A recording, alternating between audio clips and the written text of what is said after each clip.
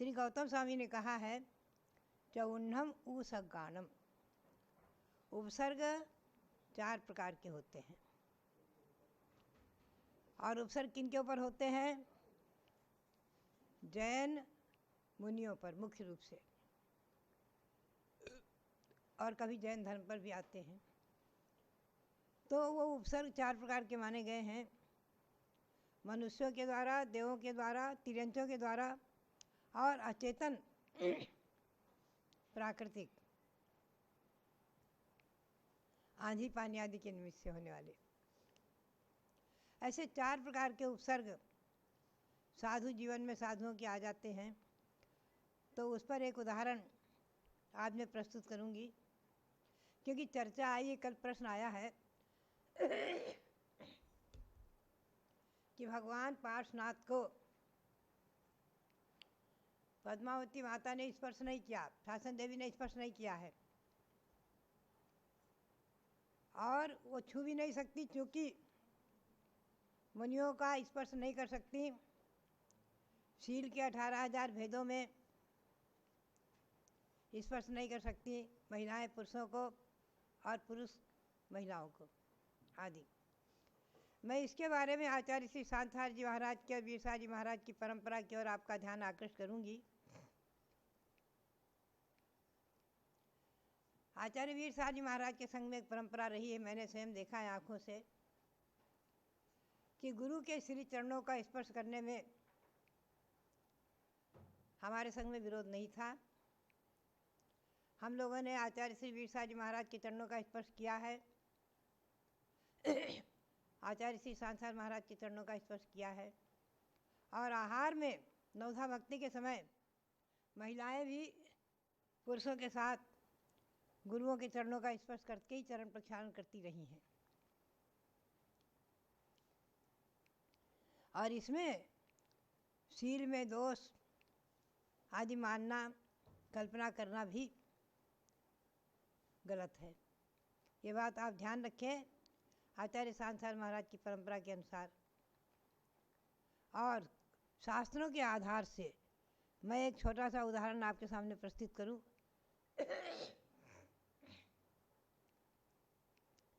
जिस समय ये चतुर्थकालीन ही इतिहास है महाराजा सैनिक और रानी चेलना का, भगवान महावीर के समय की। भगवान महावीर के संवत्सर में राजा सैनिक मुख्य श्रोता रहे हैं। बाद में उसके पहले का इतिहास, राजा सैनिक बौद्ध धर्मी थे। रानी चेलना ने पुरुषार्थ करके और उन्हें जैन धर्म स्वीकार कराया था और वो कट्टर जैन धर्म में दृढ़ रही थी। तो इसी पर कुछ उनके गारहस्थ जीवन में, राजा सैनिक और रानी चेलना के जीवन में अनेकों संघर्ष आए हैं। सैनिक चरित्र पढ़ें आप। तो क्योंकि राजा सैनिक पहले बौद्ध धर्मी थे, बौद्ध गुरुओं के संपर्क से बौद्ध बन गए थे। उस समय महात्मा बुद्ध के निमित्त से ही बौद्ध धर्म शुरू हुआ था। तो राजा ने एक दिन एक महामुनि यशोधर नाम से महामुनि विराजमान थे और उनके गले में एक मरा हुआ सर्प गले में उनके डाल दिया और आकर रानी चेलना से बड़े गौरव के साथ उसके सुनाया कि तुम्हारे गुरु पर मैं जो है गले में सांप डाल कर आया। रानी चेलना एकदम आहत हुई, बहुत दुखी हुई और उन्होंने कहा कि राजन, आपने बहुत ही गलत कर दिया और ये तो बड़ा उपसर्ग हो गया मुनि के ऊपर। राजा ने कहा, अरे वो तो सर्प निकाल कर चले गए होंगे। अरे बोले नहीं, अगर वो जैन मुनि हैं और सच्चे मुनि हैं तो जैसे कि तैसे बैठे रहेंगे, ध्यान में लीन हो जाएंगे, विचलित नहीं होंगे, ना अपने हाथ से सर्प निकालेंगे ना फेंकेंगे, उपसर्ग मान कर बैठे होंगे आदि। कथा लंबी चौड़ी है, मैं संक्षेप में ले चलूँ तो राजा श्रेणिक को उसने समझाया। राजा श्रेणिक ने कहा अच्छा चलो अपन देखें, और कुछ नागरिक लोगों को भी साथ लेकर के, परिजन को साथ लेकर के रात्रि में ही वहाँ पहुँचते हैं।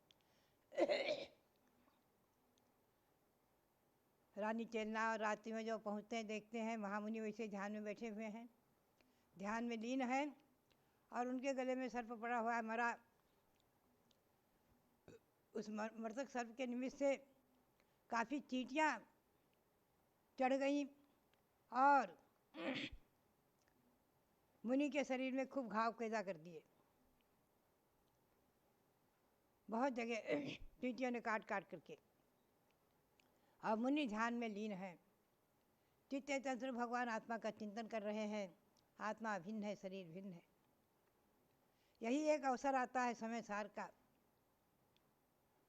मुनिजन समय सार में मगन हो जाते हैं। आत्मा भिन्न है, शरीर भिन्न है। तो रानी चेलना ने मुनि के गले से सर्प निकाला और गीले वस्त्र से उस घाव को प्रक्षालित किया और चंदन का लेप किया। यह आप श्रेणी चरित पढ़ें, श्री सुखचंद्राचार्य विरचित श्रेणी चरित है, बहुत प्रसिद्ध है। इसके चित्र भी मंदिर में प्राय बनाए हुए दिखते हैं। तो रानी चेलना ने अपने हाथ से सर्प निकाला है, मुनि के शरीर के घाव को धोया है, चंदन का लेप किया है, ऐसा वर्णन आया है। पुनः रात्रि थी, मुनि महाराज ध्यान में ही रहे। राजा रानी और परिजन के लोग जो गए थे सब वहाँ बैठे रहे।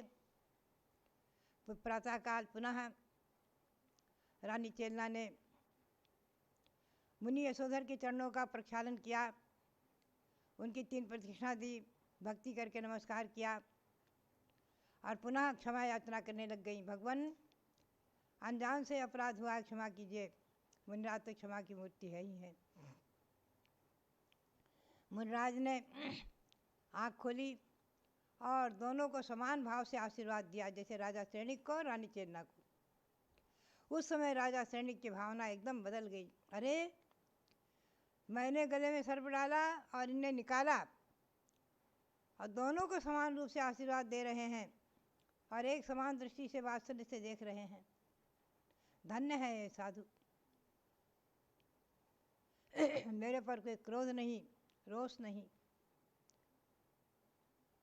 और ऐसी क्षमा की मूर्ति। राजा श्रेणिक के भाव बदल गए, एकदम क्षमा याचना करने लग गए।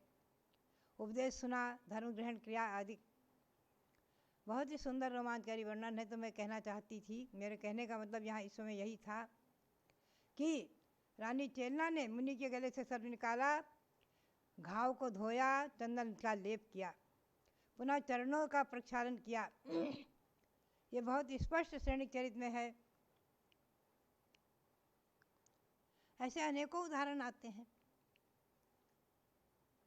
तो आचार्य सांसार महाराज की संगीत परंपरा में भी बराबर मुनियों के नवधा भक्ति के समय, आरिकाओं की नवधा भक्ति के समय पुरुष और महिलाएं सब समान रूप से पाद प्रक्षाल करते हैं, हाथ लगाकर पाद प्रक्षाल करते हैं। पाद प्रक्षाल करने में, चरण धोने में कहीं दोष नहीं माना गया है। न इसमें मुनियों के सिर में दोष आता है, न महिलाओं को। ये बात ध्यान में रखें। उस समय उनकी भावना पूज्य होती है, गुरु को भगवान, गुरु पिता के समान मानती हैं, चाहे छोटी उम्र के हों चाहे बड़ी उम्र के हों। आरिकाओं को पुरुष वर्ग माता के का संबोधन करते हैं, चाहे बालक हो, चाहे छोटी हो, चाहे बड़ी हो। मुझे एक घटना याद आ जाती है। प्रतापगढ़ में मेरे जन्म देने वाले माता पिता आए हुए थे। शायद यहाँ की घटना है अजमेर की। तो वो जो है प्रतापगढ़ की, उनके चौके में मेरा आहार हुआ। आहार दे रहे थे और बार बार आग्रह करते हुए कहते थे, माता जी एक गिलास और, माता जी एक गिलास और, माता जी एक गिलास और। तो पास में चांदमल्ली बड़जात्या आदि श्रेष्ठी कलकत्ते के थे, और भी वहाँ के श्रेष्ठी वर्ग बैठे थे। हंसे और बोले एक बार बोलो बेटी आहार ले लो, बेटी एक ग्रास और ले लो। बोले नहीं, बेटी नहीं है मेरी, अब तो जगत की माता है, मेरी भी माता है।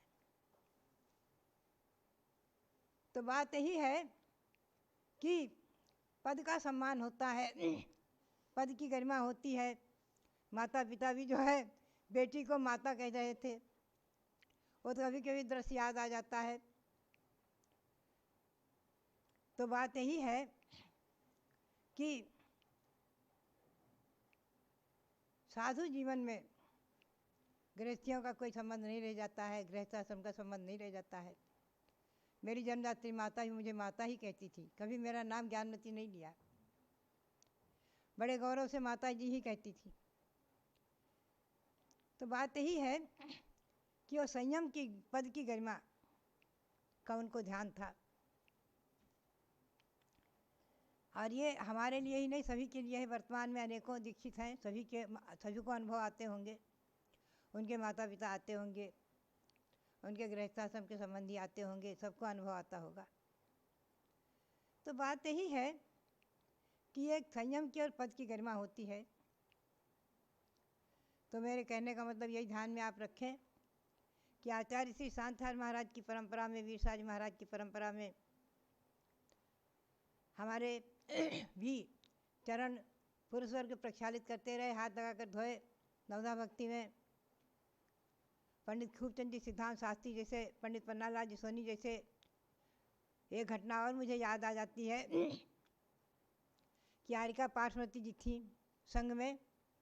एक बार आचार्य वीर सागर जी के समय की बात है, मेरे सामने की पंडित खूबचंद जी सिद्धांत शास्त्री ने चौके में गई पार्वती माता जी और पैरों पर पानी डाल दिया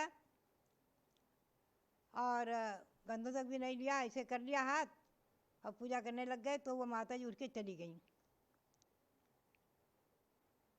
दूसरे चौके में चली गई, उनके चौके में दूसरे साधु गए होंगे। तो आहार के बाद वो खूबचंद जी पंडित जी बहुत विद्वान थे, खूबचंद पंडित बहुत प्रसिद्ध थे, वो चौका लेकर आते थे, 1 महीना रहते थे। तो उन्होंने स्वयं कहा आकर के आचार्य श्री से प्रश्न किया वीर साज महाराज से कि महाराज जी आज मेरे चौके से यह माता जी क्यों निकल गई, मैं समझना चाहता हूँ। तो वो आई तो उन्होंने कहा कि ये ऐसे ऊपर से पानी डाला और न तो पैर में हाथ लगा कर धोया और न जो है गंधोदक वगैरह लिया, इसलिए मैं निकल गई। तो हम लोग सब देखने लग गए आचार्य श्री का मुख कि आचार्य श्री क्या उत्तर देते हैं। वीर साज महाराज के समय की बात है। तो आचार्य श्री ने उत्तर दिया, खानिया की बात है। खानिया में आचार्य श्री ने कहा कि देखिए नवधा भक्ति के समय हाथ लगाकर पाद प्रक्षाल करने में और गंधोदक लेने में कोई दोष नहीं है, लेना ही चाहिए। ये नवधा भक्ति की अपनी एक विधि है। तो कुल मिलाकर के पंडित जी ने अपनी गलती स्वीकार की और बोले मैं सहज भाव से, मेरा और कोई भाव नहीं था, सहज भाव से मैं ध्यान नहीं दिया। तो बराबर उन्होंने भक्ति करते थे, भक्ति सबकी करते थे पूरी, पन्नालाल जी सोनी ब्यावर के सब। तो बात यही है कि पाद प्रक्षालन में और प्रसंगोपात ऐसी समस्या आ जाए, ऐसी कोई समय आ जाए तो उसमें भैया इत्यादि करने में जैसा कि रानी चेला ने किया, तो मैं इसे शील में दोष कतई नहीं मानूंगी। आचार्यों ने जो लिखा है कैसे गलत हो सकता है, ये बात हमेशा आपको ध्यान में रखना है। इसे पद्मावती माता के बारे में ये कहना कि वो भगवान का स्पर्श कर लेती तो उनको शील में दोष लगता आदि, ये बिल्कुल कल्पना निराधार है। ऐसी शंका आपको कभी भी मन में नहीं लाना चाहिए, स्वप्न में भी। सभी शासन देव देवी के मस्तक पर भगवान की प्रतिमाएं आज भी विराजमान हैं। जहाँ देखो प्राचीन जितनी भी शासन देव देवी की प्रतिमाएं हैं, चाहे पद्मावती की हो, चाहे अंबिका देवी की हो, चाहे चक्रेश्वरी की हो, चाहे ज्वालामालिनी की हो, सबके मस्तक पर भगवान विराजमान हैं। ये कोई दोषास्पद नहीं है, शास्त्रीय व्यवस्था है। तो इस बात को भी ध्यान में रखें। तो और अगर दूर से भी किसी के भाव खराब होते हैं, भाव गलत होते हैं, तो उसको अपने आप दोष लगेगा ही लगेगा, निश्चित है। भावों के ऊपर ये सब व्यवस्था रहती है। पूजन के समय, गुरु भक्ति के समय, पाद प्रक्षाल के समय भाव कितने निर्मल रहते हैं श्रावकों के, श्राविकाओं के, ये बात हमेशा ध्यान में रखना चाहिए। तो पद्मावती माता ने भगवान का स्पर्श इसलिए नहीं किया कि सिर में उसके दोष लग जाएगा या भगवान की दोष लग जाएगा, इसलिए ये कल्पना बिल्कुल निराधार है और ये समाधान भी निराधार है, हमेशा ध्यान रखें। ऐसी बहुत सी बातें हैं जो हमें शास्त्र के अध्ययन से उनके परिप्रेक्ष्य में समझना चाहिए और अपने गुरुओं की परंपरा की ओर लक्ष्य देकर के आचार्य शांतिसार जैसे महान साधु, आचार्य वीरसार जैसे महान साधु आगम के परिप्रेक्ष्य में अपनी चर्या करने वाले और बताने वाले वो दोषी कतई नहीं हो सकते हैं, ये बात विश्वास में रखना चाहिए। और आगम के विरुद्ध कभी उन्होंने न अपनी चर्या बनाई और न बताई। जो कुछ भी उन्होंने उपदेश दिया, बताया और अपनी चर्या पाली और संग में जो परंपरा रही वो सब आगम के परिप्रेक्ष्य में रही है। इस बात को भी हमें और आपको ध्यान में रखना है। इसी भावना के साथ महाराजा श्रेणिक आगे तीर्थंकर होंगे, महापद्म नाम से ये श्रेणी चरित्र भी आपको पढ़ना चाहिए और आगम के परिप्रेक्ष्य में हर समाधान को आप समझना चाहिए, प्राप्त करना चाहिए। यही मेरी प्रेरणा। और इस जूम के माध्यम से जितने भी भक्त श्रद्धालुगण जुड़े हुए हैं, जिन वाणी को ही साक्षात श्रुत को जो है भगवान के समान सम्मान देते हुए गौतम गणधर की परंपरागत जो वाणी है, आचार्यों की वाणी है, उस पर श्रद्धा रखते हुए अपने सम्यक दर्शन को निर्मल बनाएं, सम्यक दृष्टि बने रहें और इस पंचम काल जैसे दशम काल में सम्यक दर्शन को प्राप्त करके और आगे अपनी भव परंपरा, अपनी संसार परंपरा को समाप्त करने में, 84 लाख योनि के परिभ्रमण को समाप्त करने में अपने पुरुषार्थ को आगे बढ़ाते रहें। यही प्रेरणा और सबके लिए बहुत बहुत मंगल आशीर्वाद, बहुत बहुत मंगल आशीर्वाद।